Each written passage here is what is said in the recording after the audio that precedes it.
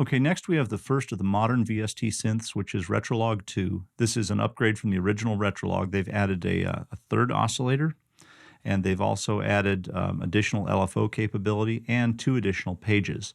So this is a subtractive synth in the classic tradition of things like the Sequential Circuits Pro 1 and Prophet 5. It's a left to right flow. The oscillators begin on the left. It's going to work through a basic mixer in the middle. Then you've got envelopes, or rather filters and envelopes, and finally a modulation matrix. And capable of a lot of very cool sounds with a lot of motion like this.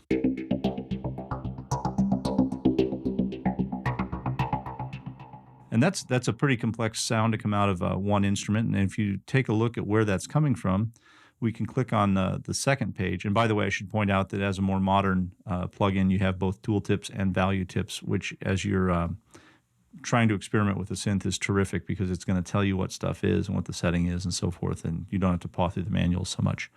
If you go to the second page, the arpeggiation page, you can see a very traditional push-button layout for a sequencer, which you can map to a lot of different variables.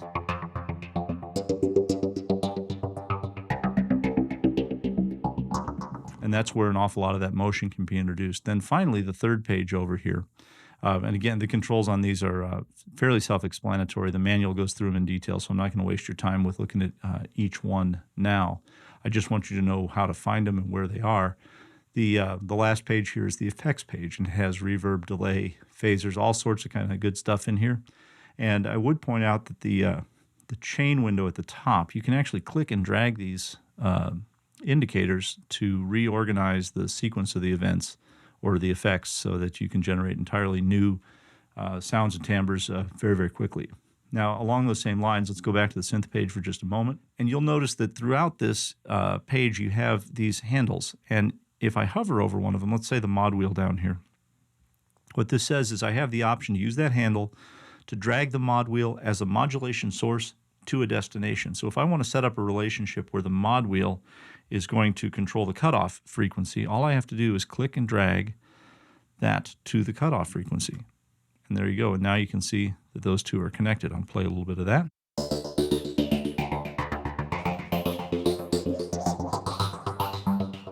Now also, if you look down below in the modulation matrix, that move accomplished the same thing as coming down here and mechanically picking out each of those items. So the real beauty here is that you can take any of these possible sources and drag them to a variety of different destinations within the instrument to make very complex routing choices, modulation choices in a hurry. Last two things that I want to share with you is the question mark button here. This is how you get to Retrolog II's manual. If you open the documentation, the plugin reference, all it's going to say is see other book. So if you click here, you're going to actually open the manual itself. And although it says it's 100-some pages long, it's about 5 different languages. So you've only got about 20 pages of material to get through there. Instruments and pick Retrolog. The two that are installed here are the original Retrolog Factory Sounds and Retrolog II, but you can fill this up with a whole bunch of sound libraries from Steinberg that give you tremendous presets to start working from. So moving right along. Okay, next we've got Padshop, and you could literally do an entire video on how to program Padshop, and we did, and it's called Padshop Fast Approach, and I would recommend that you check it out if you really want to get into this creature. This is a granular synthesizer, and granular synthesis is it's exotic. It's almost a footnote in traditional synthesis because for years the computing power to really do it right didn't exist. But what this does for the original sound source, it's going to take a waveform of some sort and then either crush it or tear it, however you want to think about it, into grains. So it's going to slice that wave into hundreds or thousands of individual grains of sound and then recombine them in some exotic ways. And the result of that is can be some remarkable stuff. So here's a preset called Alto Flute Upbeat Pad, and it's a perfect example of what Padshop does really well.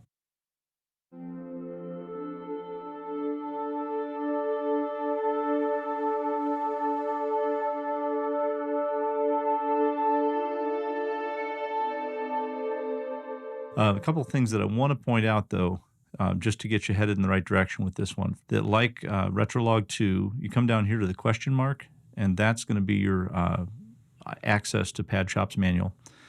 We also have options to turn on tooltips and value tips here and so forth. And the basic architecture is at the top of the instrument here, you've got the sound granule itself, the waveform, a whole bunch of very specific controls as to exactly how those grains are torn apart and put back together.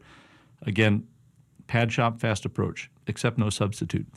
But after that, the sound is going to pass through a fairly straightforward series of pitch, filter, and amplifier controls. Then you have below that a layer of 4 tabs, reverb, other effects, a modulation matrix again, as well as a step sequencer. But beneath all of this, you have 2 layers. So all of the controls here we had in layer 1 are replicated in layer 2, and you put those 2 on top of each other, and the pads get even thicker and thicker. There's a drop-down arrow here. And if you open that, it's going to take you to a specific subset of samples for Padshop. And just to give you a sense of what's in here, if we open the sub-menu of voices, we can trade out that whole waveform for Evil Voice 6. And I'll go to layer 2. We'll trade that out for Machine Voice 3. And changing nothing else except the original waveform that's being reorganized, we get this.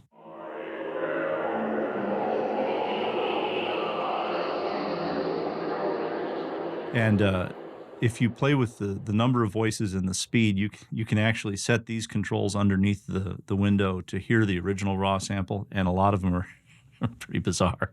That's where we go step by step through how to do that in the other video, and it's worth doing because they're fun.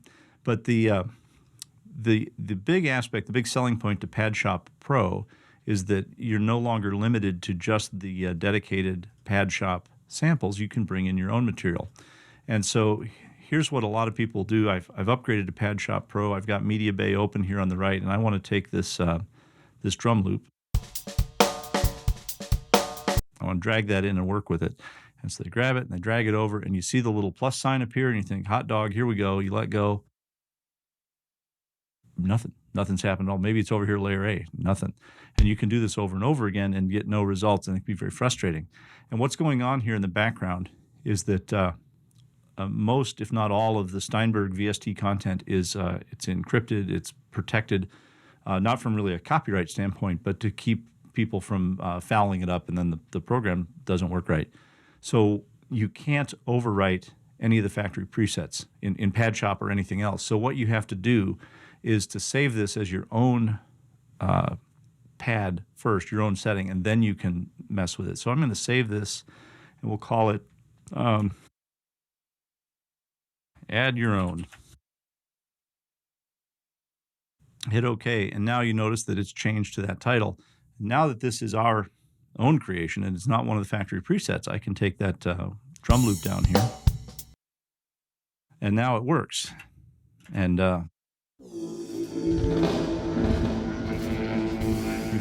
we've got evil voices over evil drums. Let me go to the other layer and change that to some sort of a drum thing as well. And now here's what we got.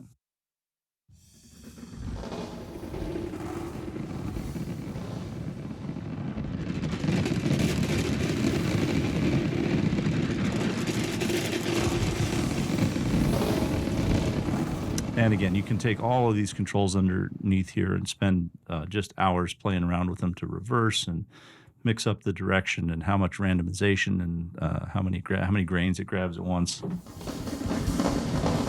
And just it's a ton of fun. It like I said, it's complex. It takes a little playing with to make it do what you want it to do. It'll do all sorts of neat stuff very easily. To try and force it in a specific direction, it takes a little time to get to learn the controls. Padshop Fast Approach will get you there.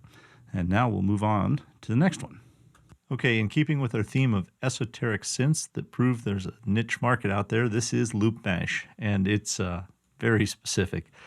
This does DJ stuff, and if you haven't played with it, let me give you just a couple of measures to see what it does. You've got a field of audio slices up above, and then a whole bunch of mashup DJ tools at the bottom. Sounds like this.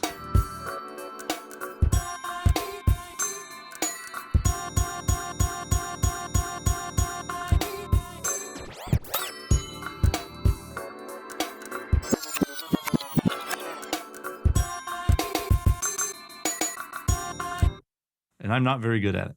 But a couple of things to point out on this, there's to get you started. It's either you're going to be totally into this or not at all. There are 3 tabs at the bottom that are not the most obvious. And the first is slice selection, and you'll notice that the numbers 1 through 24 down here are laid out very much like a keyboard, and that's the light gray ones all have content on them. So even though when we opened this setting, Afternoon T95, we saw this collection of stuff, there is a lot more here, and each one of these has a slightly different flavor. All right, and then there's a center tab for audio parameters, which are pretty self-explanatory, and then the performance controls, which is all the DJ stuff. Let me get back to our original slice there. You're already getting the idea here. The key is that you're supposed to trigger all this stuff from your MIDI keyboard. So I'm playing around here 3 octaves below middle C, and you can see that as I'm playing the different keys, it's changing the loop selection there. And that same basic dynamic is how you're going to trigger the performance controls. Because here's what happens an awful lot of the time. If you turn on sync and turn on play, now loop mash will roll when your project rolls, and like this.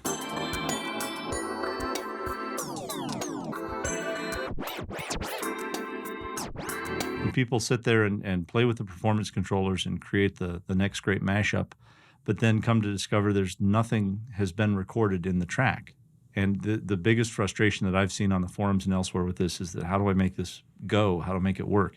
And the trick is that you have to record trigger notes. So if we come back to slice selection here, let me bring the transport of our project back to the beginning. And I'm going to hit record, and then I'm going to trigger a few parameter changes or slice selection changes using the keyboard keys themselves.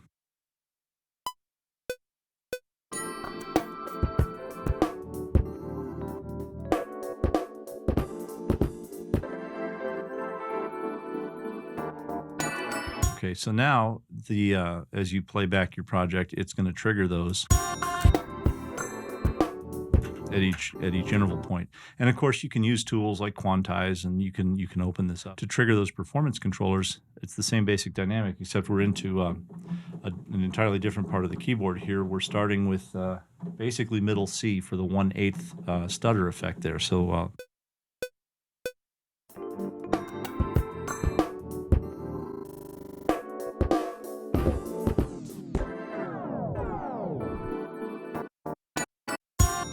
And now all of those performance controls have been recorded.